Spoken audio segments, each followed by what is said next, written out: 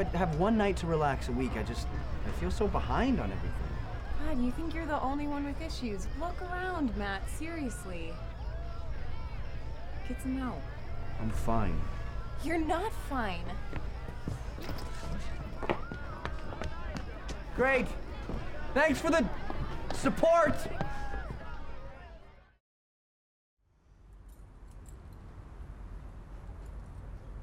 Stop cutting myself if that's what you're thinking. No,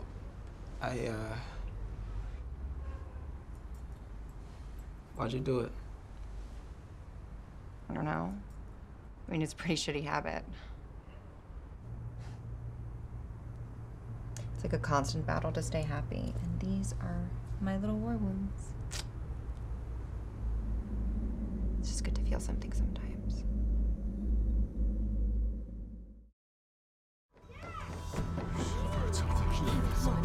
Come on, it's me. Talk to me. I need you to put down the gun, okay?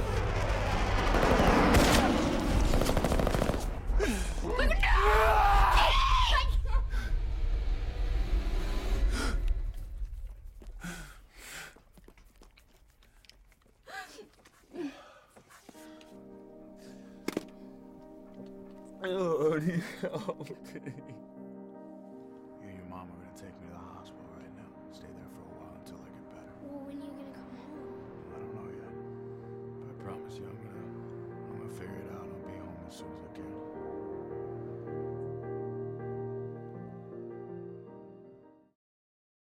I've seen those films all a number of times, and I must say every time I look at them, I'm reminded of what a good job you all did. So congratulations. They're incredible. They're just so moving and so Really good. compelling. Thank you very much. You know, I know that all three of you made these films under completely different circumstances. Maybe we could start by you telling us why you chose the subjects that you chose and what they meant to you personally. Glass People was a project that Michael Taylor approached me with a few years ago, actually, and the Anxiety and Depression Association of America, who they funded the film, that organization, they wanted to make a short film that was to play at a conference they had back in 2013. And David Hoberman, he produced the show Monk, and he works with Mandeville Films. He's a great producer. He mentored the process with Michael, and we're at a school. USC's one of the biggest universities in the country, and I felt the subject matter of approaching depression through a college setting was something that a lot of students ignore and think that it's normal to go through a lot of the pressures that you go through, and so that was the subject matter, and they mentored the script, and we went into production, and we shot the movie in 2 days, and it was a great experience. The subject matter came across when I edited a documentary in the 547 class here at SCA. If you're not familiar with that, that's the class where you make a short documentary in one semester. And the subject matter of that documentary was about a Marine who has PTSD, who was going through a process of getting an emotional support dog. And in the course of that film, I learned a lot about PTSD and what it's like to have it. And I mean, there's so much that I learned just from that experience. And there's so much that we had to leave on the cutting room floor, just to fit the context of that film that we were trying to make. And one of the things was a story about his friend who was going through a psychotic episode, who was a Marine, and he had a gun, and he was convinced that he was under attack at that very moment. And his friends were trying to subdue him, but he was putting up a big fight. But all of a sudden, his dog came over, licked him on the face, and he just kind of snapped out of it right away. So that story always stuck with me and my co-editor, when we were going through the footage. But that particular story didn't make it into the documentary just because it didn't fit that, particular story that we're trying to tell. But I was always like, we got to make something out of this story. It's really compelling. And for 546, which is the class where you make a short film, narrative film, I knew that I wanted to tell this story in that class. And luckily, we were chosen to make it. Great. And for me, I took the class Media for Social Change, and before this, I wrote a longer version of Happy Bird for 546, and it was a top 10, but it didn't get chosen. And I was like, screw it, I'll make it myself. So basically, I self-funded it and shot it over 2 days. I had a lot of help from like one of the best DPs in the school, one of the best producers. Like, it's based on a true story that like really happened. This was the first time that I ever had been like aware of mental health issues at all, because I was trying to talk to a girl in high school, and then I saw cutting scars, and I asked all the wrong questions, the most insensitive questions, and I was just and she was super honest about it, and I had ruined that relationship, and I don't know, like it was just, I really felt bad about it, because I didn't have the empathy that like I'm working on portraying now through filmmaking, and I revisited that moment to try and, I don't know, bring more light to it and understand it better. How did you educate yourselves about the disorders you portray? And in a way, what you do is you give people a window into the mind of someone suffering. So I assume that you went to that place too, and what was that like? Luckily, we had the ADAA coaching the script as well to make sure that the overall goal was for people to know that they can seek help. And the actor that played the lead in our film, he was just about to graduate actually from UCLA at the time, and he I remember when we gave him the script, he's like, this is my life right now. And the subject matter of our film, I feel, was much lighter than I think some students actually do go through.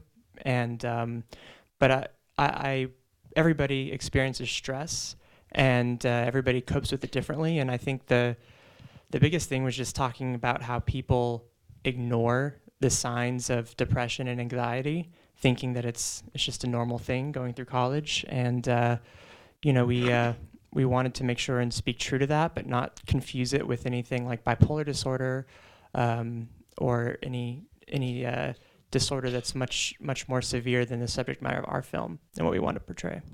For me, the PTSD is obviously a very heavy subject, and I did kind of immerse myself in that world for the 4 or 5 months that I edited that documentary. And at the same time, when we were writing the story for this, I immersed myself even more in it. So we spoke with soldiers who have returned and who deal with this every day. I learned a lot about that from them. I think I had a lot of reservations about making this film because it's obviously a very sensitive subject, and PTSD covers a wide spectrum of different disorders and reactions to things in everyday life, and this is obviously a very extreme example of that. Now, while this does happen, it's not the majority of people with PTSD. They don't react like that. So I was very sensitive to the way that this film would people will react to it, especially if they are in the military or have military family members. But fortunately, the response has been very well received from those audiences. So that was very important for myself and the other filmmakers to get this subject matter right and to tell in a compelling way at the same time. When I started the writing process for this film, I was super depressed. Like, I really thought I was a terrible person, and I just hated myself in so many ways, and I was being very destructive to myself. And I went to counseling. I went to the Student Health Center and seeked help, and I was going through a lot, but the writing was so cathartic for me. It hurt, it actually pained me. I hated dealing with this pain. It was so painful, and I was empathizing with her on every level, even though I focused on borderline personality disorder, which my brother is dealing with right now, and that's like a big piece of my life story that we had to hide as our family, because first generation Americans, we don't really talk about mental health. That's very taboo. So I went and met Kelly from the Student Health Center, and we talked about different symptoms, and I was also I was a finalist for a Soros Foundation Fellowship, and I met a neuroscientist and talked to him. So I did a lot of research to try and like be very specific, but not say these are symptoms. I wanted to be like, yo, like it kind of sucks. Like I feel like this, because high schoolers are going through this, and they're gonna see a different film that's made for a different audience. I want them to feel like this is them. You know, for filmmakers who make films that are intended to be vehicles for social change, I think it's really important that we try to determine whether you've moved the needle or not in some way. And I'm curious to know what kind of feedback each of you have had on your films to indicate to you that your films actually have had the impact that you hoped they would have. Yeah, one of the purposes that Glass People served was the ADAA had a partnership with a few universities across the country. So you know how when you go to college, you have to take alcohol awareness and you have to take all these courses. Well, they were starting a new program, and I think they're still in the midst of it, where people have to take anxiety and depression awareness classes, and watching this film was part of that. And it's so funny because I haven't watched this movie in quite a while, actually, and I was just looking at the page that it's posted on, and it's been watched like 30,000 times. And somebody left a comment a few years ago, I remember, that said, you know, this is a great window for this particular disorder. It doesn't, you know, necessarily hit the nail on the head too hard, but it's a great sort of lighter, more cinematic view of how people can cope with this and ways to start the process of healing from anxiety and depression and where to seek help. And when we screened it in San Diego at the conference, we had a really incredible response. I think the biggest thing was that being able to put a cinematic spin on something that people may not necessarily view that way is the most beneficial tool that a filmmaker can have. And that, to me, was what Glass People did. It told a story in a very cinematic way. A PSA essentially is what it is, and it wasn't, you know, too aggressive in telling people exactly what to do. It just sort of showed a slice of life of what it's like when you're about to graduate from college and you've got all these pressures. And I think that was, you know, that the response we got from that conference was great. Yeah, for Present Trauma, the response was really overwhelming, and from the people who responded to it. I made a short 3-minute version of the film for Project Greenlight, which is an HBO show with Matt Damon and Ben Affleck, and through that 3-minute version of the film, like, you know, went viral pretty on the internet, and got a lot of exposure for that film. And since that happened, especially like, you know, when it first came out, I was getting, you know, hundreds of emails from you know, military people who experienced, you know, similar things, to tell me, like, you know, for the first time they felt like, you know, what they were going through was accurately portrayed. And, you know, they talked about showing it to their family members, because, you know, one thing about soldiers is, you know, they don't like to talk about these issues that they have. So this was a way for a lot of them to kind of show their family and friends, like, you know, what they're experiencing and how difficult it is for them. So yeah, that response, again, like, you know, hearing it from people in the military was really affirming that, you know, we did the right thing, and we made it the right way. I first showed this film right at the end of the semester, May 2nd, and I had my frat brothers in town, and they're like the manliest men you've ever met, like, and I had everyone kind of lined up in my living room, and we were sitting down and we're watching the film, and then I turned to my ace, who's like tough guy, can take anything, and he's just crying. He had a girlfriend when in high school that would cut, and like he was threatened. He's like, I don't want to make her mad, but she's scaring me. And he was just caught in this web of anxiety and like other people. He's like, man, it was so scary for me that whole period of time.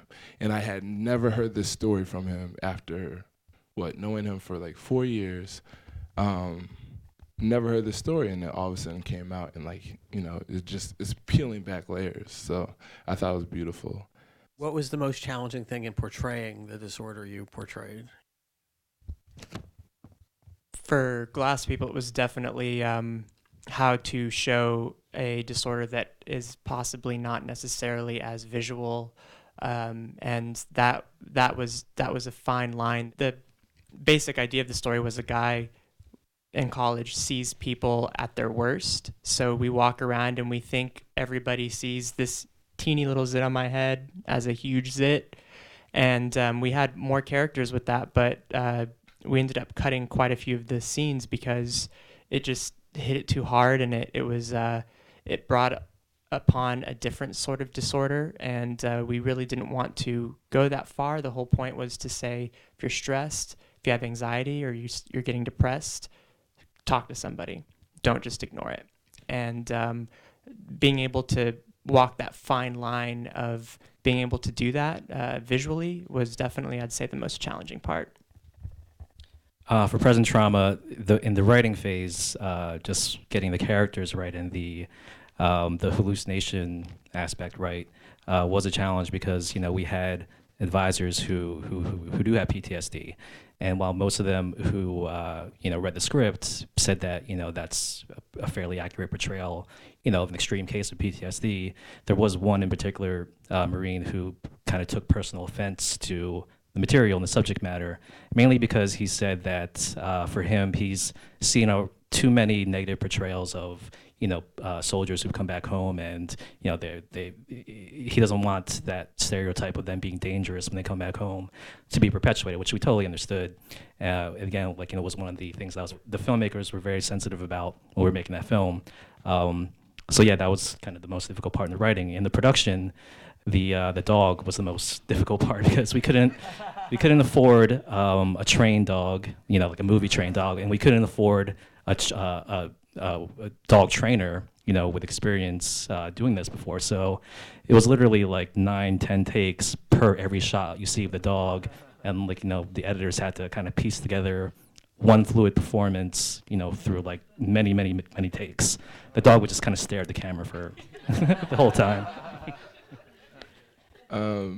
For me, I think the hardest part was, I think there was two parts. There was one, borderline personality disorder is something it's specific to each person. So it might look different. It has certain traits, but it might look different. So when I was first workshopping the script, they're like, well, my mom has that, and it doesn't look like that. I was like, okay, let me not put a label on this and say this is the poster child for everything, but let me make sure that I'm specific in my research. And then the second thing was ending it. This is my biggest thing was authenticity. I was like, I want these kids to be just really, really, really raw. And to do that, it's not always a happy ending. So when we're sitting in the room, we're like, "What, does she get out of the water? What's her life like? And I was just like, sometimes it's just like that. You just need to see that someone else is going through it, and then we came up with the card and put in the card at the end to motivate you to get help. But I didn't want to say oh, she was healed. There's no way that arc was going to be completed in my film. So I think if there's a recurring theme or a recurring message through all of these films, and including Walking Man as well, actually, is there's help for you. There's hope. And there's hope for you, exactly. And that, if you or someone who are experiencing any of these symptoms or any of these feelings, there is a place where you can go, and there's someone you can talk to, and there's counseling you can seek. And that's the message, I think, of all of these films is go talk to somebody, go get help.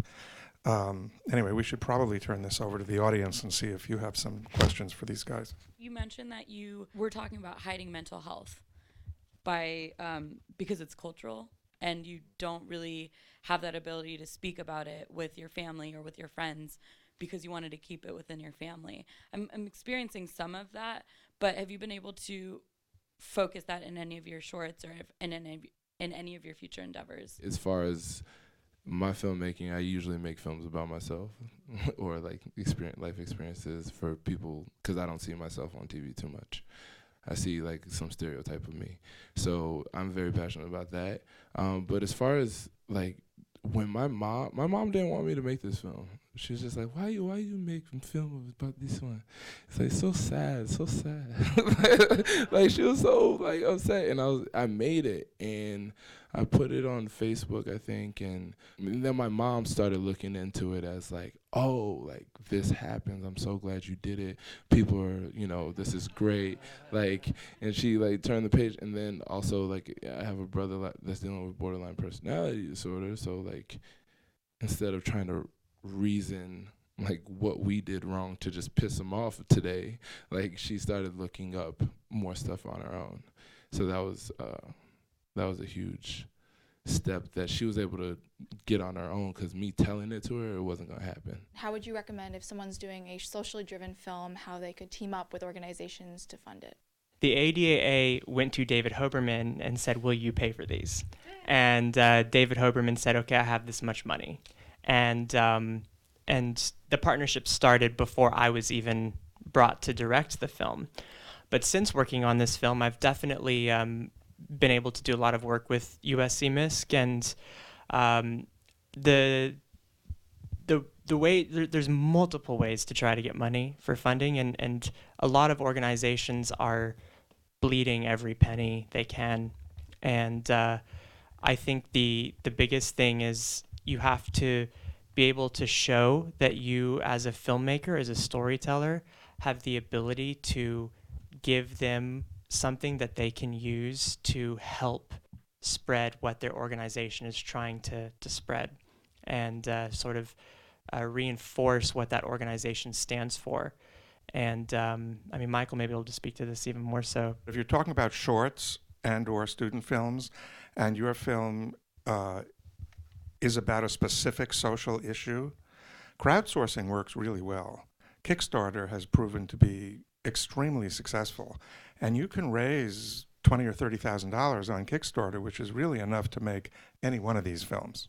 I wasn't able to find funding, so I literally reached out to probably like 15 different emailed, and most of them were just like, we don't have money in our budget this fiscal year, or we can send somebody to talk to you about it. So I was just passionate enough to kind of get it done, and I feel like this was also a script that I was passionate about, but it might not have the glossy ending that other people might want. So you also have to find your niche and figure out, who's aligned with your story, and how it's going to serve as more of a commercial for them. Just to sort of add to that too, there was a great panel at USC. They call it a DIY. It's do it yourself.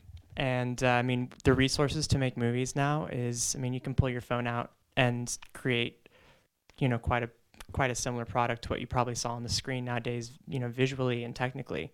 And so the biggest thing is, if you're going to invest your own time and your own money in a project that you truly believe in, that has, as Michael said, a social issue, a lot of times if you make the film and you go to a particular organization that you do your research on before you make it and say, I made this movie, would you share it?